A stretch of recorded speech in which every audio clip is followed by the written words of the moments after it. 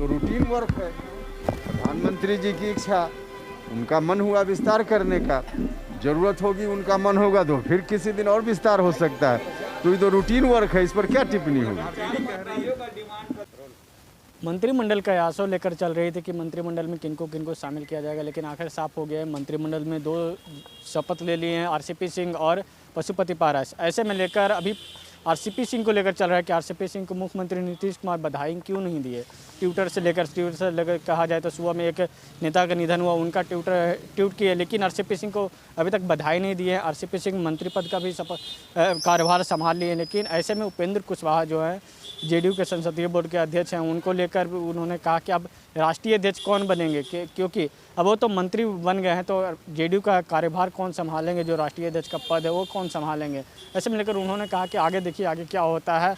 और वहीं बिहार में जिस तरीके से आरजेडी की तरफ से जो प्रतिक्रिया आ रहा है कि कुछ दिनों के बाद ये जेडीयू पूरी तरीके से जेडीयू का अस्तित्व खत्म हो जाएगा, साथ ही साथ जो कहा कि एनडीए पूरी तरीके से इनको निगल जाएगा। तो रूटीन वर्क है। प्रधानमंत्री जी की इच्छा, उनका मन हुआ विस्तार करने का, जरूरत होगी उनका मन होगा तो फिर किसी दिन और विस्तार हो सकता है। तो ये तो रूटीन वर्क है, इस पर क्या टिप्पणी होगी। भाई डिमांड तो आप लोग रख देते थे, कोई दिखाते थे 4, कोई 3, तो आप लोग दिखाते थे। क्या डिमांड था नहीं डिमांड था ये कहाँ किसको मालूम, पार्टी को मालूम था। भैया बधाई देने का एक ही माध्यम नहीं है कि ट्वीट कोई करे तो आप देखिए कि ट्वीट हुआ। माध्यम और भी बहुत सारा है और उन तमाम माध्यमों के बारे में जानकारी हमको आपको तो है नहीं। तो इसलिए मुख्यमंत्री जी ने बधाई दी या नहीं दी ये कैसे सुनिश्चित होगा। भैया उस समय की स्थिति अलग थी।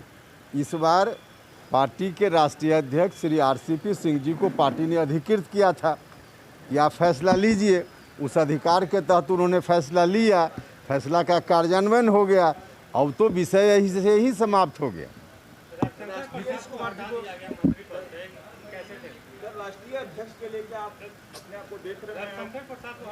भैया अब ये किनको हटाया गया किनको रखा गया, हम प्रधानमंत्री थोड़े हैं।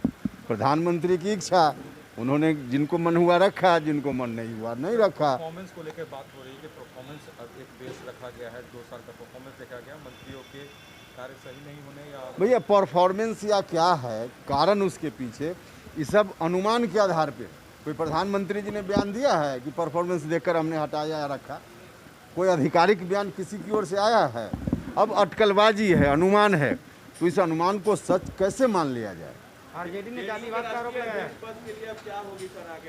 अभी राष्ट्रीय अध्यक्ष का कोई चुनाव हो रहा है, अभी कोई चुनाव तो है नहीं।